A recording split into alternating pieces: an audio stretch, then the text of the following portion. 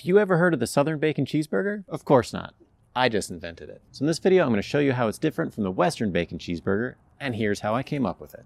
The Western Bacon Cheeseburger adds some bacon, onion rings, and a healthy amount of barbecue sauce. Don't forget to top it off with some fresh lettuce, and you'll find this burger on the top of just about any menu across the United States. Now, if this is the pinnacle of perfection, it made me wonder if there were other directions that had their own burger too. So I grabbed my phone and started searching. Northern Bacon Cheeseburger, Southern Bacon Cheeseburger, Eastern Bacon Cheeseburger, each one an exciting new adventure, but only to find there weren't any. I couldn't find a single one anywhere that I looked, and so I present to you the Southern Bacon Cheeseburger. So if this video gets over 100 likes, I'm going to go in a different direction. I'm either going to go to the East Coast or up north, and we're going to make another burger. First up is some coleslaw. Start off with a 1/4 cup of mayonnaise and add a tablespoon of apple cider vinegar or lemon juice.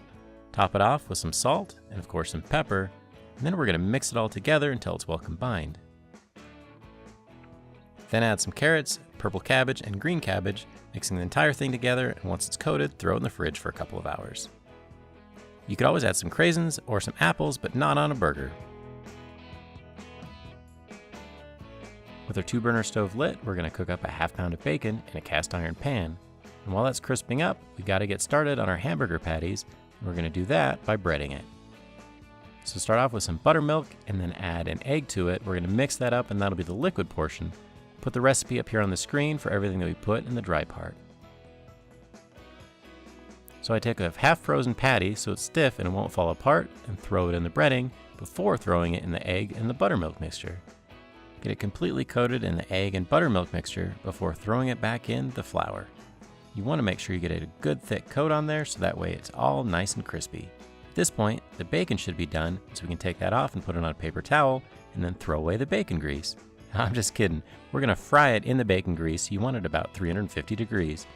We're shooting for 3 to 5 minutes per side, and you're going to know that it's done when it's golden brown and crispy. When the time is up, flip it over and be ready with 2 slices of Swiss cheese. If you put it on right away, it has a better chance of melting. After another 3 to 5 minutes, it's done. So go ahead and take it off and put it on a wire rack so it doesn't get soggy while we make the rest of the hamburger.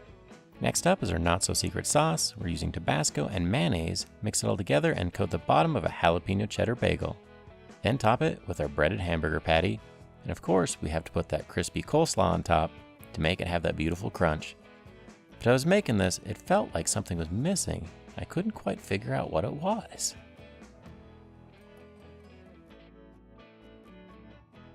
So let's give this thing a try.